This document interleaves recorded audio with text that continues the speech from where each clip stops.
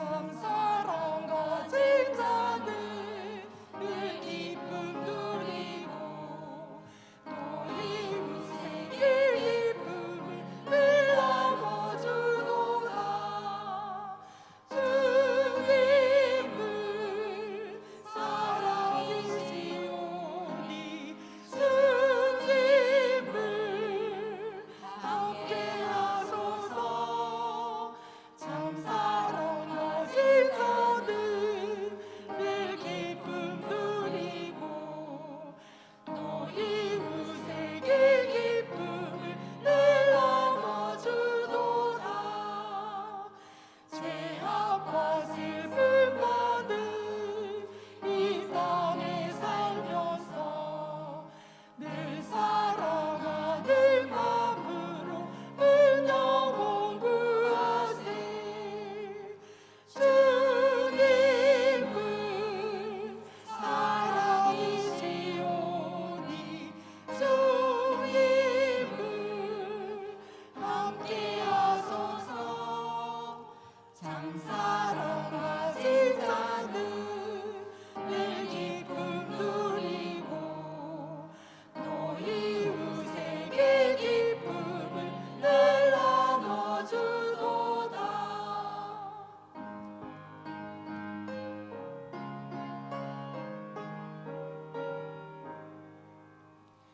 이 세상 지나가고 새 세상 이르면 주님과 그의 사랑을 늘 찬양하겠네. 주님은 사랑이시오니 주님을 함께하소서.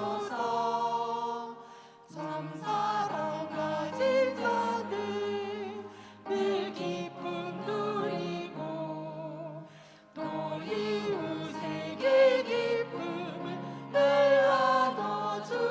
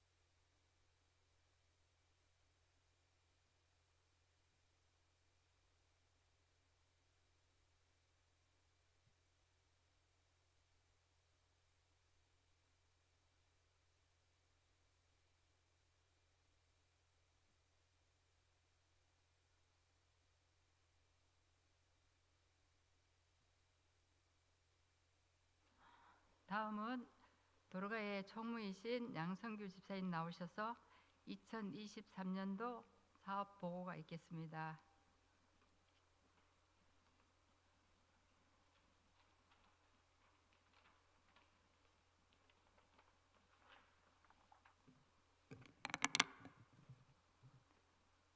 안녕하세요.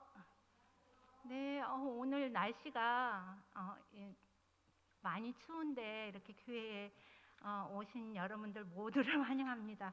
너무 제가 올해 도로가 총무를 맡았는데요. 작년에도 도로가 일을 했었고 또 올해 이렇게 하나님께서 저에게 맡겨주신 또 직책을 최선을 다해서 또 여러분들과 함께 협력해서 열심히 하겠습니다.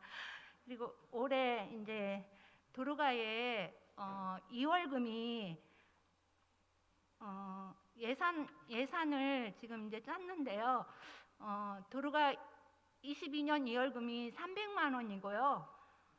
도로가 헌금 올해 예산을 2,100만 원을 잡았습니다. 그리고 도로가 수익금을 280만 원을 예산하고 있고요. 또 구호금으로 지역 구호금으로 500만 원을 지금 예산을 잡았고요. 장학금은 장학위원회에서 이제 결의해서 400만 원, 그리고 기타 200만 원 이렇게 잡았습니다.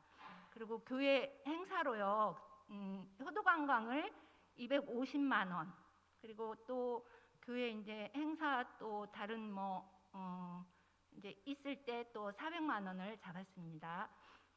그리고 수능 후원금으로 30만 원, 분이엘 청소년교회 식비 후원을 100만 원 잡았고요.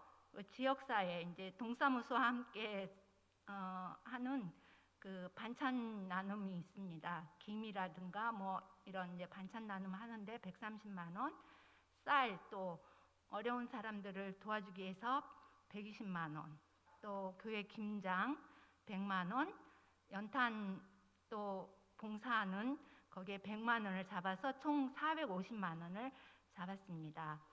그리고 도로가 사업 준비금으로 250만 원을 지금 수입 예산이고요. 그리고 이제 지출도 지금 사업 준비금으로 250만 원을 잡고 있습니다. 그리고 예비비 350만 원 지금 예산을 세워놓고 있습니다. 그래서 총 합계가 2,930만 원입니다. 올해 도로가 또 이렇게 어렵지만 우리 성도님들이 같이 이렇게 협력해서 또 어려운 이웃들 우리가 잘 찾아서 또 도와주고 서로 예수님의 사랑을 함께 나누는 그런 우리 교회 모든 성도님들이 되셨으면 좋겠습니다. 그리고 뒤에 사랑의 저금통을 마련했습니다. 필요하신 분 또 그곳에 함께 동참하기를 원하시는 분들은 가져가시기 바랍니다. 그래서 연말에 다시 걷도록 하겠습니다.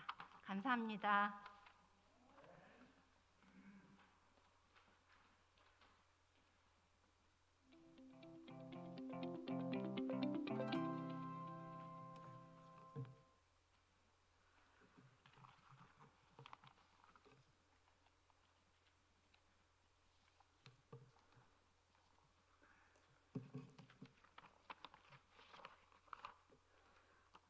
안녕하십니까. 오늘 정말 부족한 저에게 도로가를 맡겨주신 교회와 우리 하나님께 정말 먼저 감사를 드립니다. 여러분들이 잘 아시는 것처럼 저는 원래 말주변도 없습니다. 이렇게 저는 특별한 잘난 것도 아니고 그렇다고 말씀을 조리 있게 할 줄도 모르고 아무런 재능도 없는 저에게 교회 사명을 감당할 막중한 의무를 맡겨주셔서 감사와 두려운 마음으로 이 자리에 섰습니다. 우리 도로가 임원들이 헌신적으로 봉사할 수 있게 많이 도와주시고 또 기도해 주시길 바랍니다. 성경 말씀 잠언 3장 27절 말씀에 내 이웃을 내 자신같이 사랑하라고 하신 말씀을 지역 봉사의 표어로 삼고 또 잠언 11장 25절에는 구제를 좋아하는 자는 풍족하여질 것이고 남을 윤택하게 하는 자기도 윤택하여지리라고 하신 말씀을 목적을 올려 우리 교회 사업 계획을 세웠습니다. 아까 임원 소개 잠깐 빠졌는데요. 부회장의 신민자 집사님, 정영미 집사님, 조소영 집사님, 최건숙 집사님, 총무는 양성기 집사님, 오명과 그리고 제가 도로가 회장을 맡아서 1년 동안 교회와 성도님들을 열심히 섬기고 봉사하겠습니다. 올해 사업 목표는 첫째, 지역사회 봉사와 구제 활동을 통하여 복음을 전한다. 둘째, 어려운 가운데 있는 성도님들과 이웃의 가정을 돕는다. 셋째, 정교인 도로가 헌금을 적극 참여한다. 도로가 헌금을 목적에 맞게 효율적으로 사용한다. 다섯째, 장학금을 장학위원회에 임한다. 도로가 임원과 함께 같이 합니다. 교회 효도관광은 5월 18일 우천신을 한 주 연기합니다. 일곱 번째, 김치 쌀 나눔 봉사는 교문 일동사무소에 부식 나눔 봉사에 한 달에 한 번씩 1월과 9월은 명절이 끼어서 넷째 주를 하고요. 그 다음 달은 수요일, 매주 둘째 주 수요일. 8번째는 연타 봉사는 연 1회 청년들과 협력하여 시행한다.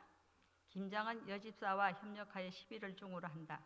이상으로 사업 계획을 세우고 열심히 노력하겠습니다.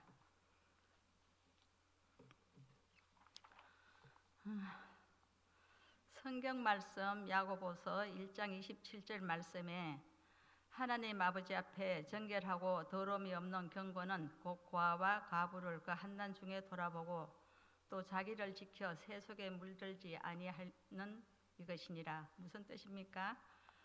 제가 정결하고 더러움이 없고 경건하고 고아와 과부를 불쌍한 이웃을 한난 중에 돌아보고 또 자기를 지켜 세속에 물들지 말라고 하십니다. 올해 도로가 중요 사업은 해마다 반복되는 내용이지만 여러분들의 헌신해 주시는 도로가 회비를 투명하게 잘 관리해서 꼭 필요한 곳에 합리적으로 끈끈이 임원들의 의견을 수렴하고 직원회의 결의를 거쳐서 집행하도록 노력하겠습니다. 그리고 저는 자동차 운전을 못합니다. 그렇기 때문에 우리 장로님을 도와주지 않으면 불가능한데 할 수 있는 데까지 도와주시겠다고 약속을 해주셔서 감사하게 생각합니다. 앞에서 말씀드린 바대로 내 이웃을 내 몸같이 사랑하라라고 하는 말씀을 표로 삼고 올해 지역사회 봉사회 주의 목표로 올해 예산을 대략 2,700만 원 정도로 세워보았습니다. 그래서 그 중에서 우리 도로가 회원 여러분들께서 헌금하시는 예상 도로가 바자회 등 기타 물품 판매 수입을 충당하도록 하겠습니다. 그래서 여기에는 여러분들의 절대적인 헌신과 협조가 필요하겠습니다. 아무쪼록 교회와 우리 도로가가 한 해 동안 잘 마무리되도록 많이 협조 부탁드립니다. 성경에 보시면 많은 사람에게 사랑을 듬뿍 받는 도로가라는 여자가 한 이야기가 나와요. 도로가는 요빠라고 하는 곳에서 살았는데 요빠는 지중해라는 바다에 다 있는 도시입니다. 예루살렘은 요빠에서 육지 쪽으로 약 56km 밖에 떨어져 있다고 합니다. 도로가는 남편이 죽어서 혼자 지내는 가부들에게 좋은 옷을 만들어주고 그리고 하나님 여호와께 관해 많은 사람들에게 이야기해 주었어요. 예수께서 그렇게 하신 것처럼 말이죠. 그러던 어느 날 도로가가 병들어 죽게 되었어요. 친구들도 모두 슬퍼하죠. 그래서 친구들은 사도 베드로를 불러오려고 약 16km 떨어진 곳으로 사람들을 보냈지요. 그 사람들은 베드로에게 빨리 와달라고 부탁했습니다. 그 말을 듣고 온 베드로는 도로가를 누워놓은 2층 방으로 올라갔어요.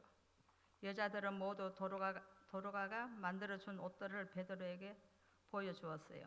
그러자 베드로는 모두들 방에서 나가 있으라고 말했습니다. 베드로를 포함한 사도들은 전에도 여러 가지 기적을 행했지만 아무도 죽은 사람을 살린 적은 없어요. 베드로는 시체 옆에 무릎을 꿇고 여호와께 기도합니다. 그런 다음 도로가에게 일어나라고 말해요. 그랬더니 정말 도로가가 일어났습니다. 그리고 가부들과 여러 사람을 불러서 도로가를 보게 했어요. 다들 기뻐하는 모습을 머릿속에 그려볼 수 있겠습니까? 이제 도로가의 부활에 관한 이야기에서 무엇을 배울 수 있는지 생각해 봅시다. 분명한 한 가지는 우리가 다른 사람들을 도와주고 사랑하며 우리도 그것들 대부분에게 사랑을 받게 된다는 점이지요. 하지만 더 중요한 것은 하나님이 우리를 기억하시고 사랑해 주실 거라 점입니다. 성경 말씀에 욥바라고 하는 곳에 도로가라고 하는 여인이 살고 있었는데 원래 도로가도 특별히 두드러진 것이 없는 여인이었다고 합니다. 그런데 그녀가 잘했던 한 가지 일은 바느질이었는데 그것을 주목할 만한 일이라고 생각하는 사람이 아무도 없었을 것입니다. 이렇게 도로가에게 단 한 가지 재능, 단 한 가지 은사만 있었는데 그것조차도 별로 대수로운 것이 아니었다는 말이죠. 또 그녀는 결혼을 해서 어머니가 되어보지도 못했던 것 같습니다. 만약 그렇지 않았다면 그녀는 자기 남편이나 아들을 통해 사회에 간접적인 영향을 줄 수 있었던 것입니다. 이스라엘의 역사를 살펴볼 때 이스라엘 왕의 운명은 종종 그의 어머니에 의해 결정되었던 것을 알 수 있습니다. 그럼에도 불구하고 도로가에게는 성경에 나오는 다른 어떤 여인보다도 훨씬 더 빼어난 단 한 가지의 두드러진 점이 있었는데 그녀는 제자라고 불리운 단 한 사람 여인이었습니다. 도로가는 예수님을 따르는 사람 곧 제자였으며 바로 이것이 모든 것을 바꾸어 놓았습니다. 그녀는 그분을 따르기 전에 그분에게 마음을 열었습니다. 그분은 그녀의 주님이 되기 전에 그녀의 구주가 되셨습니다. 그리고 그녀는 그분을 자신의 구속자로 영접해 드린 후에 거기서 그치지 않았습니다. 믿음이란 단지 하나님과 교제를 갖는 것 이상을 뜻합니다. 믿음을 가진 사람은 그 믿음을 다른 사람을 섬기는 데 사용해야 합니다. 참된 믿음에는 행위가 뒤따른다고 합니다. 그리스도를 따르는 사람은 그분이 그랬던 것처럼 사람들에게 이동해야 된다고 합니다. 그는 창조적인 사람이 되며 자기 삶이 최대의 의미를 갖도록 자신이 할 수 있는 모든 일을 스스로 했습니다. 제자 도로가도 그와 같았습니다. 그는 바느질을 했는데 특히 가난한 과부들을 위해 그 일을 했습니다. 그녀는 최선을 다해 바느질을 했습니다. 당시 주중에 요한의 항구 요바에는 많은 수의 과부가 있었을 것으로 생각됩니다. 기후가 나쁜 계절이 되면 많은 어부들이 배가 파손하여 익사했을 것입니다. 그렇게 해서 과부가 된 여인들은 남편만 잃었을 뿐만 아니라 수익까지도 함께 잃어버렸습니다. 그 당시에는 사회보장제도 같은 것이 없었을 것입니다. 그래서 하나님께서 자기 백성에게 과부의 고아를 잘 돌보라고 거듭거듭 말씀하신 것 같습니다. 만일 이스라엘 백성들이 그 하나님의 명령을 순종했다면 과부들은 궁피하지 않았을 것이고 백성들은 하나님께서 약속하신 상급을 듬뿍 받아 풍성한 축복을 누렸을 것입니다. 도로가는 제자로서 주님을 어떻게 하면 기쁘시게 해드릴 수 있을지 알고 있었으며 그것은 곧 주님께서 특별한 관심을 가지시는 사람들을 돌보고 있었습니다. 그러므로 그녀는 자신의 일을 마지못해 하는 식으로 적당히 하지도 않았으며 심심풀이로 하지도 않았습니다. 그녀는 뚜렷한 목적의식을 가지고 전심으로 그 일을 했습니다. 왜냐하면 그는 하나님을 사랑했기 때문입니다. 예수님께서 그녀의 마음속으로 들어가셨을 때 도로가는 자유함을 얻은 여인이 되었습니다. 요한복음 14장 6절 말씀에 예수께서 가라사대 내가 곧 길이요 진리요 생명이니 나로 말미암지 않고는 아버지께로 올 자가 없나니라. 요한복음 8장 32절 36절 말씀에는 진리를 알지니 진리가 너희를 자유케 하리라. 저희가 대답하되 우리가 아브라함의 자손이라 남의 종이 된 적이 없거늘 어찌하여 우리가 자유케 되리라 하였느냐. 예수께서 대답하시되 진실로 진실로 너희에게 이르노니 죄를 범하는 자마다 죄의 종이라. 종은 영원히 집에 거하지 못하되 아들은 영원히 거하나니 그러므로 아들이 너희를 자유케 하며 너희가 참으로 자유하리라. 주님께서는 스스로 가리켜 진리라고 말씀하셨고 그리고 주님에 의해 자유케 된 사람은 참으로 자유케 될 것이라고 말씀하셨습니다. 도로가는 바로 이 자유로부터 우러나오는 힘으로 일을 했습니다. 도로가는 결혼을 하지 않았던 것 같습니다. 하지만 이것 때문에 그녀가 열등감을 가졌다거나 혹은 결혼한 여인에 대해 어떤 경쟁의식을 가졌다거나 혹은 자녀를 가진 여인들을 질투하였거나 하지는 않았습니다. 도로가는 시대를 앞서가는 여인이었습니다. 그녀는 손수 일함으로써 성취감을 맛보았으며 따라서 그녀는 사는 시대에 두드러진 여인이었습니다. 오늘 각처에 살고 있는 많은 여인들조차 그녀와 같은 삶을 기꺼이 살고 싶어 할 것입니다. 도로가는 바느질로서 참된 필요를 채웠습니다. 그녀는 자신을 위해서는 거의 아무것도 요구하지 않았습니다. 그녀는 오직 다른 사람을 위해 살았습니다. 이것이 바로 그녀가 행복했던 이유였습니다. 요바의 많은 과부들은 도로가가 바느질해서 만들어준 옷을 입고 돌아다녔습니다. 그녀에 대한 감사는 점점 커져갔습니다. 인생에 있어서 의롭게 서 있던 여인 도로가는 집중팔구 영적으로도 도덕적으로도 과부들을 도와줬던 것 같습니다. 그녀는 가난하고 이로운 여인들을 이해하고 그들과 대화를 나누어 주었습니다. 결국 그녀는 자신의 잠재력을 최대한 활용했으며 그렇게 함으로써 교회에서 귀중한 존재가 되었습니다. 그러다 갑자기 타격이 닥쳐와 병들게 되었고 끝내는 죽게 되었습니다. 그때 어떤 사람이 베드로가 요빠에 약 10마일 밖에 안 떨어진 루다라는 곳에 있음을 알고 그를 부르러 두 사람을 급히 보냈습니다. 베드로는 즉시 왔습니다. 도로가의 시체가 있는 다락방에서 베드로는 흐느끼는 여인들에게 둘러싸이게 되었습니다.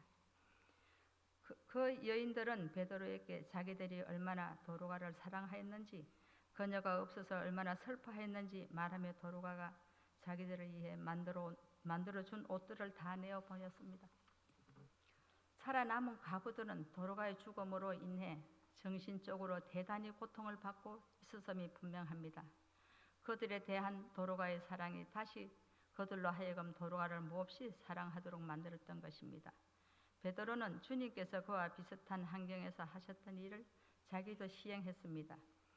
마가복음 5장 40절에 42절 말씀에는 예수께서 저희를 다 보내신 후에 아이의 부모와 또 자기와 함께 한 자들을 데리시고 아이 있는 곳에 들어가사 그 아이의 손을 잡고 가라사대 달리다 꿈 하시니 번역하면 곧 소녀야 내가 너에게 말하노니 일어나라 하심이라. 소녀가 곧 일어나서 걸으니라고 기록되어 있습니다. 이렇게 그는 모든 사람을 밖으로 나가게 한 후 도로가를 위해 간절히 기도함으로써 그녀를 하나님의 능력으로 다시 살렸습니다. 도로가가 다시 살아났다는 소식을 요빠에서 매일 화제거리가 되었습니다. 자넨 도로가가 다시 살아났다는 소식을 들었는가?